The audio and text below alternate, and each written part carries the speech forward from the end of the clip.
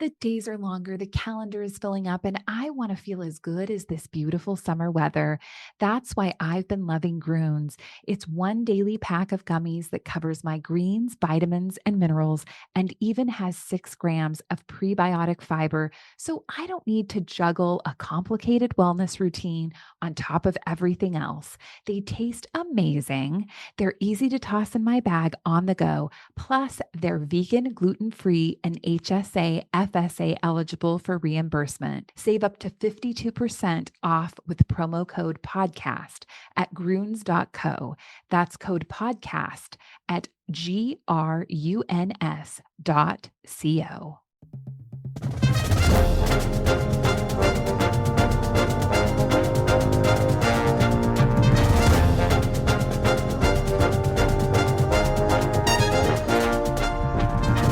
It's the Go Gopher Podcast with Mike Grimm, episode number 73. I am Mike Grimm, voice of the Golden Gophers, and welcome back to the podcast. This week we have a heavy hitter, a podcast that you're going to enjoy for sure, a podcast where you'll learn something for sure, and a podcast where we go behind the scenes with Gopher Assistant Athletic Director Hugh McCutcheon.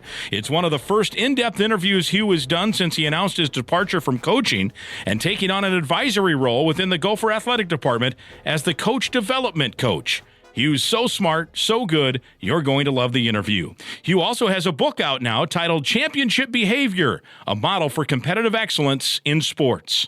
Our Go Gopher podcast is presented by alumni-owned Sunbelt Business Advisors and True North Mergers and Acquisitions. If you're a business founder planning to exit your business, start by contacting Sunbelt Business Advisors and True North Mergers and Acquisitions. Sunbelt serves more businesses up to $5 million in revenue than anyone, and True North M&A serves companies with revenues up to $150 million.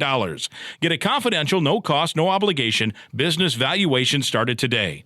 Make the most of your life's work. Visit sunbeltminnesota.com or tnma.com today. We're also glad to have Affinity Plus Federal Credit Union with us on the Go Gopher podcast. Affinity Plus is your local credit union throughout the state of Minnesota. Find out more at affinityplus.org/Go Gophers. Our podcast is also sponsored by State Farm agent Tony Hoagland at chaplaininsurance.com. We're podcasting episode 73 from the Aquarius Home Services studio. We invite you to subscribe to the Go Gopher podcast. It's free to do so at any time. You can go back and listen to the Go Gopher podcast from previous weeks. In fact, last week we had a great show with Gopher baseball player Randon Dahlman and his incredible story. Go back and listen. You'll love it. This week, it's episode 73, and we're talking Golden Gopher athletics with the legendary Hugh McCutcheon. He'll join me next. I'm Clay Geary, walk-on turned scholarship wide receiver for Gopher football. And I'm Ben Utek, U of M alumni, Super Bowl champion, and Tony Dungy Uncommon Award winner. We understand championship culture, which is why we're part of the True North family of companies. True North invests in only elite teams, like the champion team at Sunbelt Business Advisors, Minnesota's largest seller of companies. To learn more about True North and our diverse family of independently owned companies, visit TrueNorthEquityPartners.com. Hi, Gopher fans. Switching is easy. We do it all the time. We switch on lights, we switch TV channels, we switch on the TV. And with the new transfer portal, some college students even switch colleges, which can seem crazy to us diehard fans. But what's not crazy is how you can switch and save with State Farm. In fact, my agency can switch you over so we can start saving today. My team is ready to welcome you to the State Farm neighborhood and show you it is, in fact, easy to switch and save. When you want the real deal, check us out at chaplaininsurance.com. Like a good neighbor, State Farm is there. It's episode number 73, and it's my pleasure to welcome to our Go Gopher podcast the legendary Hugh McCutcheon, who joins us. And Coach, hey, great to see you. Likewise. Thank you. What has the last few months been like for you now that you're not coaching a team specifically, but still involved in coaching and helping and advising and around the department? I see you in the hallways, and I'm still here. First and foremost, I think the narrative of retirement was probably, I don't know if it was overplayed, but I don't think it's accurate. It's much more of a pivot than any kind of retirement. And so maybe also a narrative that might be out there. There's this idea of coaching coaches, which is not accurate. Coach resource, coach advocate, for some of the younger coaches, maybe some mentorship or something like that. But at no point am I here to tell people how to do their job. They know how to do their job. I'm just trying to help them to do their job. Yeah. But is there something, though, to be said for coaching is coaching regardless of sport? Like, obviously, you're not going to go in probably and sit with PJ Fleck and break down, the 4-3 defense. Right. But there are some things, certainly, that he might say, hey, how did you handle this? And can you offer me some help? Absolutely. And I use him as an example just because he's a high-profile coach. I'm sure all the coaches could use that, right? No, I think what you're describing is accurate relative to this idea of coaches have to wear a lot of hats. Yeah. So that's a real thing. So for some coaches, it might be discussions around recruiting. For other coaches, it might be discussions around skill acquisition, practice design. For others, it might be, conflict resolution on teams, or it might be about, how to frame your season going forward and connect your goal to your daily intention, all that kind of stuff. So there's lots to it. And I think for me, the reason, this pivot was attractive. Some of it had to do with this book. I think we're going to chat a little bit about that. But having coached both men and women, collegiately, internationally, having had these different experiences, I think it makes me a little more credible to be able to speak to gymnastics or to your point to football. I mean, just I haven't been. I've been in a volleyball lane, but I've been in all the lanes of volleyball, and so I think that affords me maybe a little more transfer when I have these conversations with other coaches. Yeah, and have you had any unique ones, like since you've started this, that you'd want to share that you thought, man, that's pretty cool that we were able to connect and maybe help a little bit? Well, I think there's been a lot of that. And yeah, not to get into specifics, but that idea of being able to help coaches, I just remember myself at times feeling like you're on an island. That there's, first of all, coaching in and of itself is it's a complicated job, but there isn't a ton of academic rigor around it. So there's not people that have a ton of a degree in coaching that go on to coach. Not that all business majors go into business, but there's certainly a lot of tradition in coaching. You tend to parent the way you're parented. You tend to coach the way you were coached. And in that time between maybe when you were an athlete and now you're a coach, there's a ton of best practice research that you could be drawing from or other information from other sources that you could be pulling into your method that could help you to get through stuff. But because there's no professional development, right? It's not like we go on sabbatical because you've got to recruit the next year and be ready for the next season. So there's none of that. There isn't this academic preparation. And then also you're in this weird thing where you're trying to do the best you can and you're going to be judged by your outcomes publicly anyway. So you're trying to invest in great process, and yet the outcomes matter, but you're trying not to make it about the outcomes. So I guess what I'm saying is within all of that, I at times I would spend a lot of mornings waking up at 4 thinking, how the hell are we going to figure this out? And I've had a number of interactions with coaches in a lot of different spaces where they've had specific issues that I've been able to maybe be a sounding board for, possibly offer some advice, maybe be a conduit to solution. I'm not saying I'm all things to all people, but just the fact that I can be this, like I said, this safe space where they can come and talk, I think that's probably a good thing because there hasn't been that before. Yeah, there's some guidance there, or just this is a euphemism, but a shoulder to cry on maybe at times, right? Yeah, I mean, at times, certainly empathy. I think. I think everyone wants to believe they know what coaching is, but I think coaching's a lot more than what most people believe. So there's an empathy piece. Like I said, I have some credibility. I did it for a while, all these different populations. We did okay. We won more than we lost. So, and we must know a little bit about what we're doing. So that's cool. And, just to be able to, again, this position that I have right now within the org chart, I'm under administration, but I'm not administration. I'm more like an internal consultant or something, if you would, where I'm trying to help more with operational efficiency across all of it. Helping coaches, working with some student athletes from time to time, doing some stuff with admin around strategy and how that all works. So it's very stimulating, and it's been really great to apply all of these lessons from 27 years of coaching volleyball and putting it into this different space. You mentioned something that it spawned a question in my mind when you said you sometimes maybe wake up at 4 a.m. and how are we going to handle this? And then you find a solution. As a coach, and I suppose this is in real life too, because sometimes you hear you have a problem and then you solve it. And it's like, gosh, why was I worried about that? We had the solution. Right. But on the flip side, coaches a lot will say this. I hear this all the time. The little things matter. The little things matter. So you sweat those out. But then I also hear coaches will say, don't sweat the small stuff. So what is what's the fine line between trying to figure out the small things absolutely matter because they lead to accomplishment and big things, but also not getting so caught up in the small things that you forget maybe what's at the end of the road. No doubt you can get bogged down in the weeds. That's a real thing. However, my approach to little things was there weren't any. We know that the margins are really thin between winning and losing, right?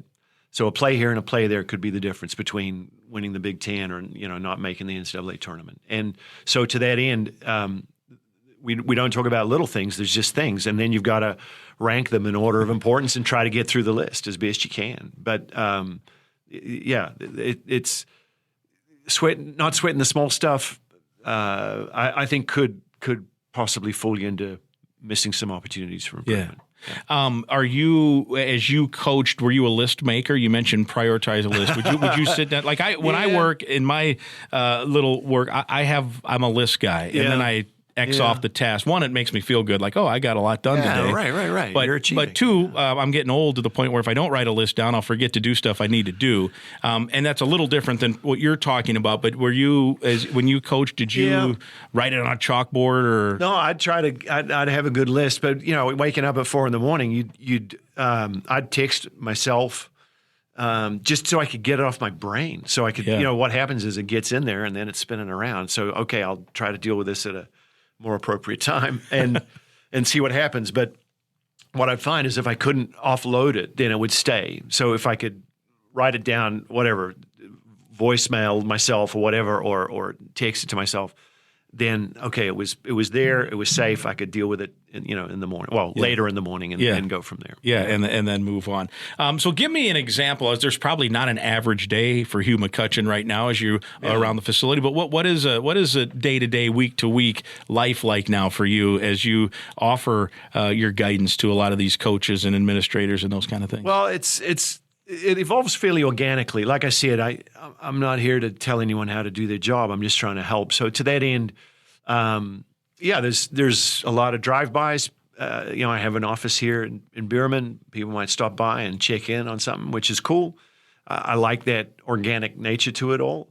I certainly try to get ahead, and there's some meetings and check-ins with various stakeholders in the department, as well as the coaches. And then, as needed, hey, we'd like you to come and talk to our athletes, or can you speak to this specific athlete about a specific issue?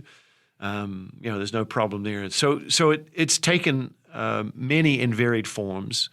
But yeah, generally, we wake up and we drop the kids off at school, and then I'll come on into work, and we'll put a good day into the office and head home. And the biggest difference would be that my evenings are my evenings and my weekends are my weekends. Whereas they used to be, you'd get home and you've still got 4 recruiting calls to make and all the stuff that goes with that. And then on the weekends, you're in a gym. So it's been quite a revelation to spend these weekends with my family and my evenings with them as well. You mentioned that it was a pivot more than retirement or what have you. What was the family time? Was that part of why you wanted that pivot? Yeah, one of the reasons I got out of international volleyball was to be around more. At the time, with the way the international volleyball calendar was, I was probably on the road 130 or 150 days a year, and it wasn't like a day here and a day there. It was we'd go on the road for 30 days or whatever at a time sometimes. And once the kids became part of the package, it was like, man, I say this knowing that here's a goal I'll never get. We're all trying to be the best dads we can be. I was trying to be number one dad. I wasn't worried too much about number one coach. That wasn't the thing that was defining me. So as we got into the last 5 years of collegiate sport, I think when I first started here at Minnesota in this space in 2012, it seemed like there were very protected times where you were off. And then, there were big chunks of time when you were on, but it was, 2 days in Indiana. It wasn't 30 days in Asia, so I mean, it was still manageable. You were still around. But it seemed like, I'd say there was definitely a shift in the last 5 years to those times that used to be off weren't off anymore. All of a sudden, there was more calls, more stuff to do, more things you had to be on top of. And listen, it's a great job. Volleyball coach at the University of Minnesota. It's wonderful. But again, going back to what was driving me, hey, I'm trying to be number one dad, and I felt like I was getting further away from being able to honor that. And so this, I feel so fortunate to be in this position where, now at a time when the kids are 11 and 13, I can be around more and help them out. Yeah, you can be taxi driver. Yeah, right. That's right. Are they involved in a lot of stuff now? They're playing some sport and doing some music and some other bits and bobs. Yeah. We try to get them involved in a lot of different things, but just to be around more has been wonderful. Yeah. I feel very fortunate, as I said. And we want to talk about your book as well. I'm going to save that for a little later, but was that part of the pivot too? You wanted to, you could devote a little more time to finishing your book? No, the book was done. So out of professional courtesy, to Mark, I just was like, hey, just so you know, I wrote this book and it's coming out in a few months, and he's like, all right, that sounds cool. Let's go through some of the due diligence on the university end to make sure there weren't any issues with block AMs or any of that. Yeah. But there was nothing there. It was all clean. But and he's like, hey, would you talk me through it? And I was like, sure. So we spent a few hours going through the book, which is written to be. It's not a volleyball book. It's a sports book, but it's written to be a framework for what I call competitive excellence, but really a process of identifying an outcome goal that you want to achieve, and then how do you connect to that goal in terms of how you're going to achieve it and what behaviors you're going to acquire to support it, but then skill development, so skill acquisition, skill application, and then into this whole idea of achievement and competing as well. So I wanted it to be this kind of soup to nuts. Here's how it looks. And not that any of this is algorithmic, but certainly there should be guiding principles along the way that are driving your methods. And what I've found is that there's all this research in the space of achievement, but how it gets applied hasn't been well documented or discussed. And that was the space I was looking to fill. So to that end, we had this discussion, and Mark was like, hey, this is a thing. I mean, we could really use this in the department. And I'd already told him, and you can ask anyone. I've told people all the time, I still didn't know what I wanted to be when I grow up. I mean, that was a pretty constant theme for me. But the idea of maybe using the book as a framework for what we're doing here, at least as a starting point for discussion, was super exciting. And that led to more conversations. And then, all of a sudden, it looked like that's the direction we were going in. And at that point, that's when I was talking to Mark and Julie about, hey, we should at least let people know. I wasn't going to have recruits sign or even talk to recruits for 24 and 25, or maybe it was only 24 we were talking to at that point. But talk to potential student athletes about coming to Minnesota if I already knew that I wasn't going to be a part of it. That felt really disingenuous and crummy. And they were great. And they were like, look, yeah, absolutely. You can't, have your career and stand for what you stood for, and then all of a sudden try to lie, cheat, and steal on the way out the door. And I was like, yeah, cool. I'm glad you see it that way, because I don't want to do that. So that's how we kind of came to that agreement of, hey, I'm going to retire and again, retire, whatever that means, but stop coaching at the end of the year, right? And then kind of things and evolve from there. And then move it. And actually that part of the integrity of that, and now the landscape of college athletics has changed so much with transfer portal. I mean, technically in volleyball, it always was kind of a transfer portal, right? There was no sit-out year, but it's totally changed now too. No, they did. They had the same rules a while back, but as the transfer thing, just like everyone else, it changed. It changed the nature of it. But I guess the reason I brought it up is the idea that you decided you didn't want to mislead anybody. Yeah. It may have come at a cost, right? Like there may have been a recruit or two who was going to sign here if they didn't know any different. Yeah. But that was worth it because you wanted to be a man of integrity, right? Well, yes. I guess ultimately, to me, it was always about trying to do the right thing And whether I did or whether I didn't, I'm not here to discuss that, or I don't get to determine that. I just tried to operate as best I saw fit with with whatever was going on at the time. But in this particular instance, these conversations even with our current student athletes, because in the day of the transfer portal, you're recruiting your own athletes as much as you're recruiting anyone else. Right. So even just talking to our own internally, our conversations, and then when you're in the evenings, you're on the phones with these kids that are verbally committed, or you're talking to them about possibly coming in the following year. It was really heavy for me, and I was just like, man, this isn't right. This as in like, and no one was making me do that. It was just like, okay, we'd gotten to this point in the discussion where it was pretty clear that this is the direction we were going, and I'm like, well, if this is where we're going, let's just let people know. That feels like the right thing to do. Right. So that was it. I'm not saying it was better or worse. I'm just saying for me, it was great to operate in truth. And I think ultimately for the program, hey, it was a little bit of a clunky time for a couple of weeks. People soon forget. We all move on.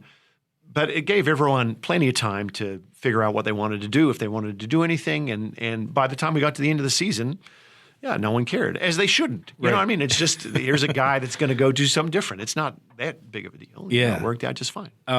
Have you, in this role, on one side, you're offering help. What have you then also maybe, because you have this flow chart, I guess, this with this book, we'll talk more about your idea of, as you say, get to A to B to C, and here's the story to success. So I think, let me start first.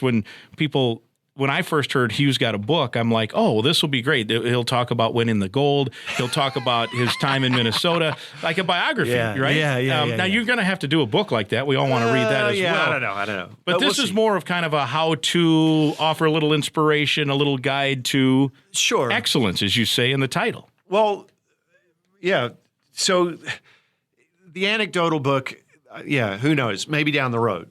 But the idea of especially in this current role, being able to approach people with like, here's the research and here's how you apply it, versus like, hey, please read a book of all these anecdotes about how we did this or we did that. I mean, no one wants to read. Maybe I don't think anyone wants to read that, but I think for coaches, the fact that the book isn't about like me per se, it's not me telling people like this is how you do it. All I'm saying is like, hey, here's the research.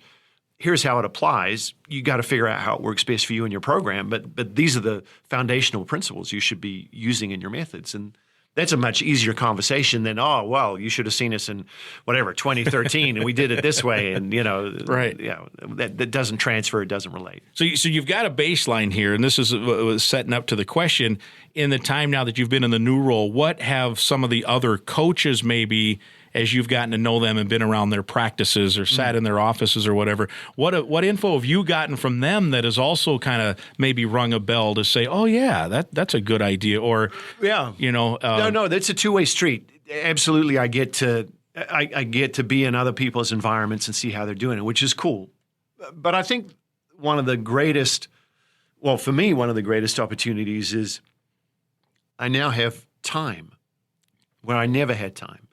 And so they can say, hey, we're struggling with this thing, and I've got the bandwidth to do some research or have a look and see how maybe they're doing it in other countries or in other systems in similar sports, and then kind of come back to them like, hey, have you thought of looking at it this way? So no doubt, I'm picking up all kinds of things from everyone, which is great. But there's also this opportunity to go and explore and do research around some of these issues, some of these problems, and come back with some different solutions. So that's the thing that's been great. I saw you hanging around spring football quite a bit. You get to be a little bit of a football guy.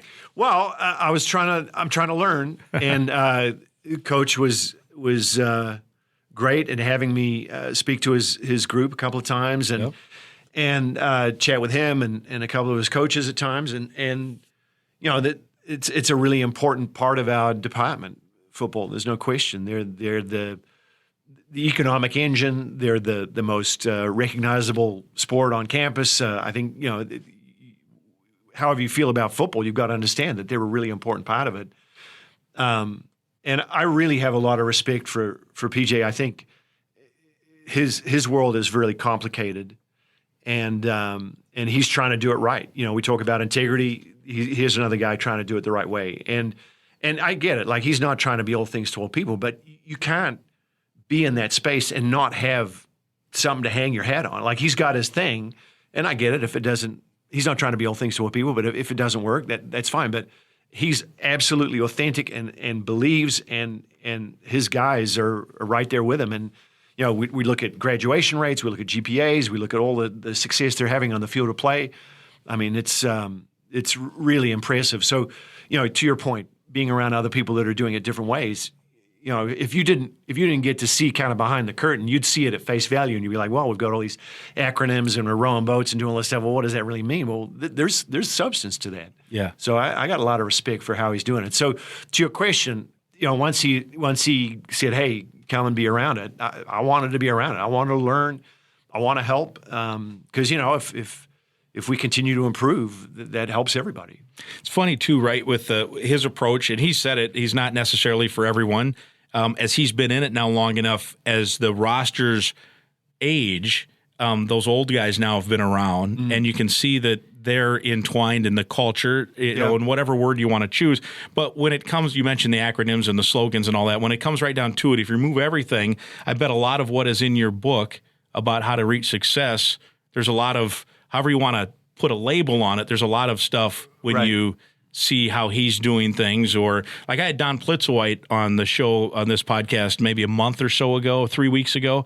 And as she's sitting in the chair you're sitting in right now as we're recording, she's not saying what PJ's saying in terms of words and the different things, but the outcomes are exact. Take care of the ball. We got to learn how to not do this. We got to learn to do this. And it's almost like Target Corporation's handbook is going to be different than Chick-fil-A's handbook, but the outcomes, they're going to want to be the same. And I'm sure volleyball and basketball and I think you're onto football something, the same. And that's what I was trying to express in the book, is like, hey, here are the principles, but you got to apply them in a way that works for you and it's authentic to you. So, you know, it goes through, again, Peach is doing his thing, but it goes through him, and that's the way it gets expressed through him. Yeah. The principles are probably similar, to your point, but their application is different, and it should be different.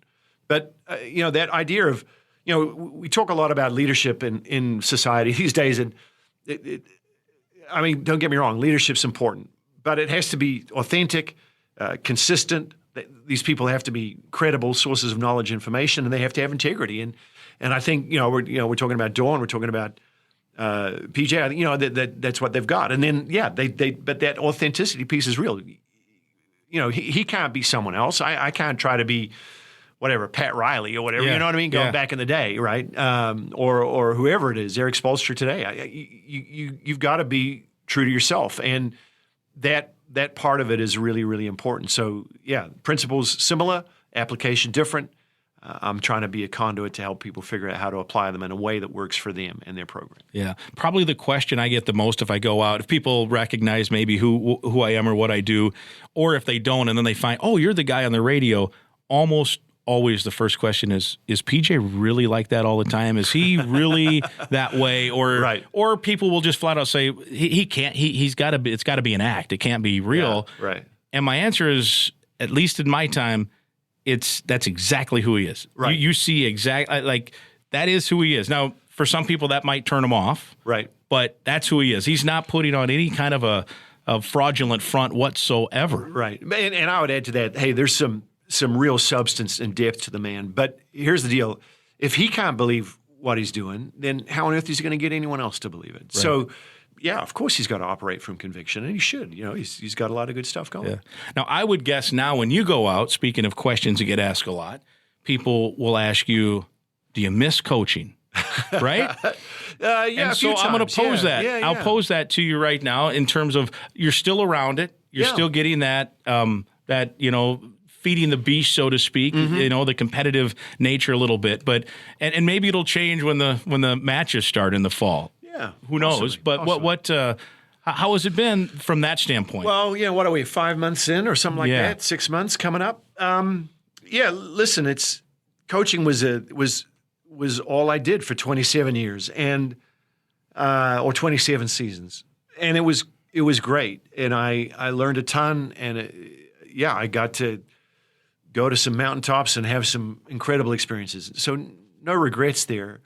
but it just felt like it was time to try to do something a little bit different, especially, again, this book kind of being a cornerstone for cementing so much of my lessons learned along the way. And so now to have an opportunity to apply all of that, whatever it is, knowledge, experience in this different way has been really fulfilling.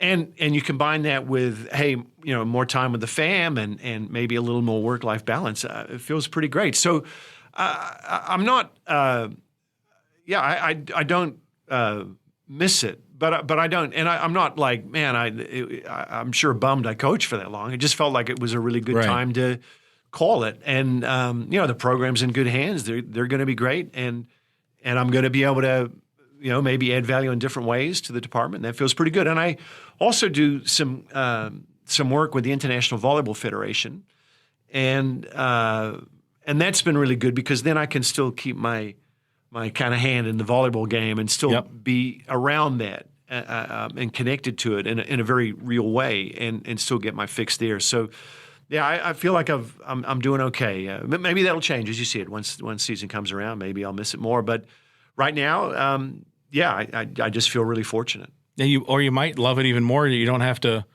worry about wins and losses anymore. Yeah, right. maybe. Who knows? Who knows? We'll find out. Well, and from that standpoint as well as you're now into this new part, the coaching part of it. You mentioned 27 seasons. I don't know in today's day and age now with everything, even in the last 3 years, how it's changed with name, image, and likeness, transfer portal, budgets, and trying to figure everything out. And whether it's volleyball or football or basketball or hockey, 27 years is a long time. I mean, that's in what's going on now. How would the job change even in your 10, I guess 11 seasons here from day one to the end? And then when you have the success you had, I suppose that then kind of feeds into its own little beast itself, right? Yeah, the expectations continue to grow. That's for sure, and that's okay. I mean, that's an external. You don't have to let it define you, but at times it would get to be a little intrusive, and it could be a little dehumanizing. Not that I'm a victim of anything, but you're going to have dinner with your kids, and people want to come up and talk about the team. That's fine. You're just trying to have dinner with your kids.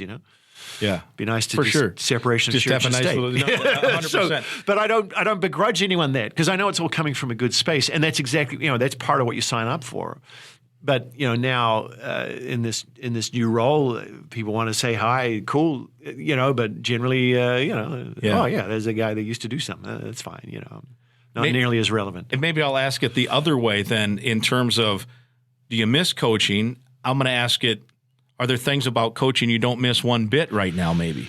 Well, again, if I was still in it, recruiting be opened up, we'd be out all the time, beating the bushes, and I wouldn't be hanging out on the weekends with my kids, or taking them to basketball, or doing whatever it is they're doing, and so that's part of it. June 15th will come and go for me, and that'll be okay. I won't have to frantically make 20 phone calls or do whatever now that recruiting opens up and all that stuff. So it's those kind of things. Part of my deal, in terms of how I see all of it, is life's for the living, and whether you like it or not, I think we get one spin on the rock, right? I'm not into reincarnation. I'm not sure we come back as anything else. Right. So okay, if this is your go, then we live in this world where there's kind of this idea, and I'd say, having been a coach for a while, I've lived it as much as anyone. But this idea that once you get this outcome, that somehow you've arrived, and that whatever, life is different the next day. So for example, winning a gold medal. Okay, the narrative around gold medals is that somehow you get that achievement, and life is drastically different. There's ticker tape and whatever, the Wheaties box, and you're on the Today Show or whatever, and it's all magical, and somehow now you're a gold medalist and you're going to be treated differently. But the reality, of course, is first and foremost, we're in USA, and there's one Wheaties box, and there's probably at a Summer Olympics anyway, maybe 90 gold medalists. I mean, like we might win gold in 36 events or something, but 3 of those might be team events, or 4 of those might be team events. So now you've got whatever, times 12, right? So where I'm going with this is like, okay, we want to go medal. It was great. And believe me, it's way better than not winning one. But the next day, the guys still had to get up and brush their teeth and make their bed and go get breakfast. It wasn't, life was a little bit better the next day, but it wasn't drastically different. So I think we get into this narrative of achievement, and I think people get there and then they're like, what, this was it? You know what I mean? Like, that was it. And I think we'll find that in careers. We'll find that in any number of areas in our life. I think you could even look at that in youth sport as a really interesting part of it as well. But we get talked into giving away a lot of our todays for the promise of a better tomorrow. That's the point I'm getting to. Mm-hmm. And don't get me wrong, that tomorrow might be a bit better, but it also may not be. Right? So there's no guarantees. So what you really got to do is take care of today. And so enjoy the journey to wherever you're getting, right? Yeah. So what I find right now, to your question, and I get it, I kind of go off on all these tangents, is that my todays are feeling more authentic and more grounded, and I'm feeling like I can honor my commitments in my life, and I got great work-life balance, and again, I just feel fortunate. So I'm having some good todays. So what do I not miss? Yeah, I don't know if I could say there's anything specific other than to say, man, I'm sure glad I get to do this now. Yeah. Feels pretty good. It's a great way to look at it for sure. How with the volleyball program now, and you're overseeing maybe is not the right word, but helping with a lot of sports, how close do you want to follow volleyball and help with that in terms of what you've meant to the program? Yeah. You cast a shadow a little bit, right? So how do you handle that? I'll help them any way I can. And it's exactly what I told them. Like, hey, you guys drive it. I'm here. If you want to talk anything, if I can help in any way, absolutely, I'm going to help you. But you guys drive that. I'm not going to be, whatever, knocking on your door and showing up to practice. But if you want to engage, absolutely. As we kind of feel out this transition, because again, it's a little atypical. But the cupboard's full. They got good athletes, good players, and they've got good coaches. So you'd expect them to continue. Did you know Keegan at all before? I mean, obviously, I know through associations. Yeah, and stuff, we all kind of know each other. I'd say Keegan and I knew each other reasonably well, not really well, but yeah, we had a relationship. Yeah. Will you be a season ticket holder? Well, we're still trying to work that out because I've got other sports now that I've got to help out with. So. We'll see how all that unfolds, but we'll be there in some capacity at different times. Yeah. Cool. I got to read a quick commercial, then we're going to talk about the book more in detail and how people can maybe get it as well to help them. But first, we want to talk about Affinity Plus, your local credit union, proudly serving Minnesota since 1930. If you're a current Gopher student or a proud Gopher alum, that makes you eligible to join this financial that wants to build a meaningful banking relationship and put you first. You can meet with a local employee at any of their branches statewide. That includes right here near campus in Minneapolis and anywhere in Minnesota. To learn more or find another way to connect, here's the webpage, affinityplus.org/go Gophers. That's affinityplus.org/go Gophers. Affinity Plus Federal Credit Union, federally insured by NCUA. They have a top-ranked mobile app. You can check that out, and we appreciate their support of Gopher Athletics as they are big Gopher boosters. All right, so let's we've referenced this beautiful book a number of times now. Championship Behaviors, a model for competitive excellence in sports, by Hugh McCutcheon. There you go. So how long was this in your mind that you wanted to do this? A while. In that, for a while, people had told me that I should write a book, but when they would say that, I was always like, well, I don't even know what I'd write about. But but over time, and I'd say more over the last couple of years, I had much more clarity around what I thought. I don't know if needed to be said, but maybe what I wanted to say. I think sport is a really great thing, and I think we're missing out on some of the wonderful aspects of sport by being so focused on outcomes. And in the life of comparison, social media, all that stuff, people are so afraid of, quote unquote failure that we're not really engaging, and youth sports getting a little complicated as, again, we're investing all this time and money for the promise of a better tomorrow down the road, and there's no guarantee that that's even going to come to fruition. Right. So there's this kind of sport industrial complex that's going on as well. So what I was trying to get to with the book was, and I did this TED Talk thing in Fargo a few years ago, a part of a TEDx event there, really just trying to talk about the value of sport to society. And what I wanted to do, not that they were connected, they're both called championship behaviors. That I called the speech or the talk the same thing. But what I wanted to give the book was give athletes, coaches, and parents of athletes a framework or a way to really assess what athletic performance and achievement look like. And to that end, so for athletes, like if you want to be good, well, I always found when I was trying to learn how to play volleyball, like you'd go to practice, but there was no like, well, what am I supposed to do in this? I mean, it seemed like I was being told what to do and you do it, but well, how do you actually learn? How do you compete? How do you be a good teammate? All of that stuff. So I tried to fill that space for athletes. For coaches, like I said, not much academic rigor in our profession. One of the things I found out was there's about 5,300 universities in America. There's 57 that have undergraduate degrees in coaching. And so, Andrew, our son, is 13, seventh grade math teacher, has a degree in mathematics, certification in teaching. His basketball coach, really nice guy. I don't know what his degree is in, or if he has one. I don't know if he's got a certification, anything to do with basketball or not. And nothing against him, but I'm just saying, like, coach probably has much bigger influence than teach, and yet teach has to go through a lot to get there. A lot of stuff, yeah. Yeah. So what I wanted to give coaches was here's all the research around achievement. Here's the principles, and here's how you apply them, so that when they show up to practice, that they've got something that they can go to help them plan or to prepare for a season or even a practice, like I said, but something real that they can use that can help them be better at their craft. And one of the things that's interesting about coaching is that it's a low barrier to entry, and yet there's all of this power and influence that's automatically given.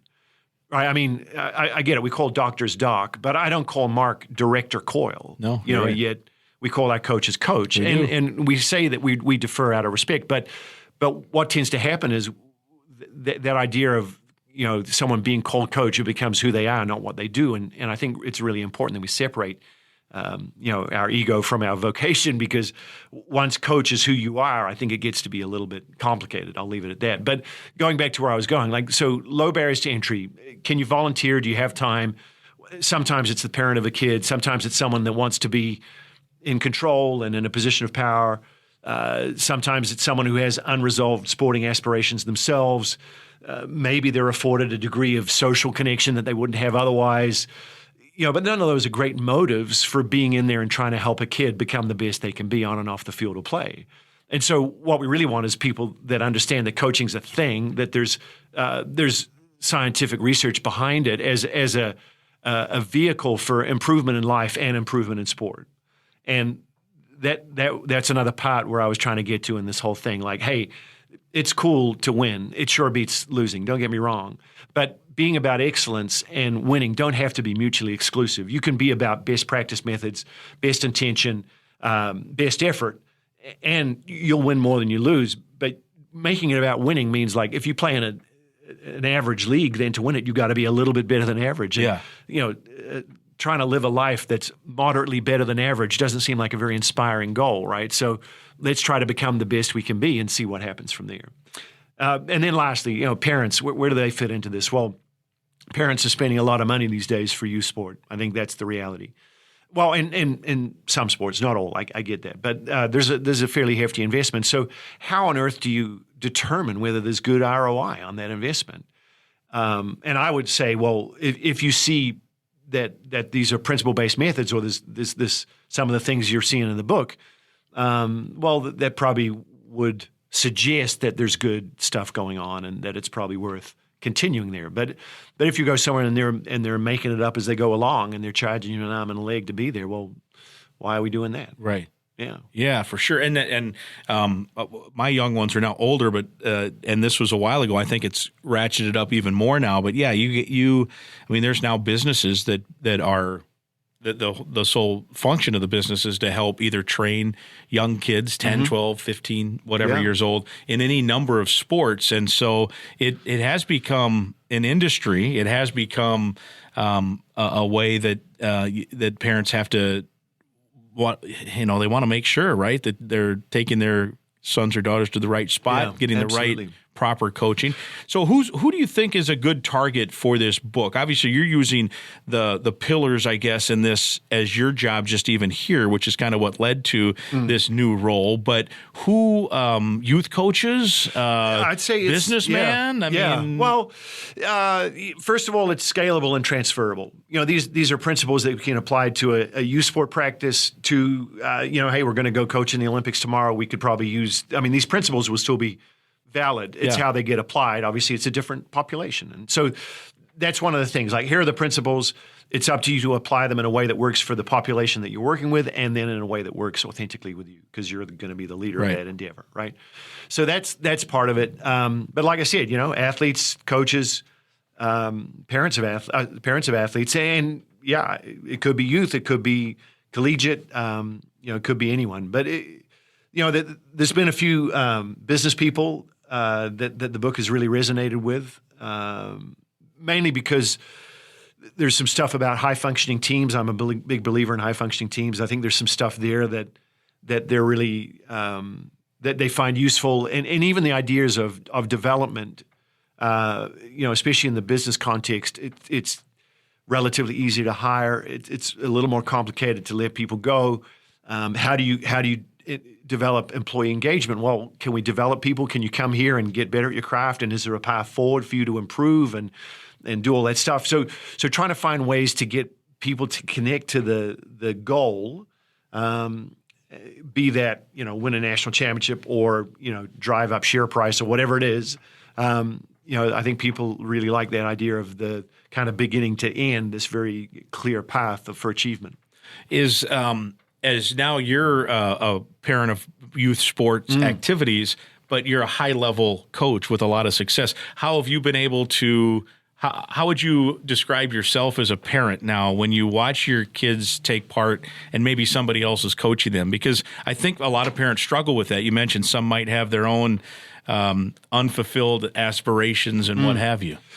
Well, yeah, I mean, I try to, first of all, with our kids, I don't say much of anything at all. I just try to sit there and be supportive. And if I have anything to add, I'll ask them, like, hey, do you want the dad hat or the coach hat? Which one do you want me to wear? And if they're like, here, whatever, coach hat, okay, well, have you ever thought about this? And if it's dad hat, then just, hey, I love you and way to work hard. There's not much to it.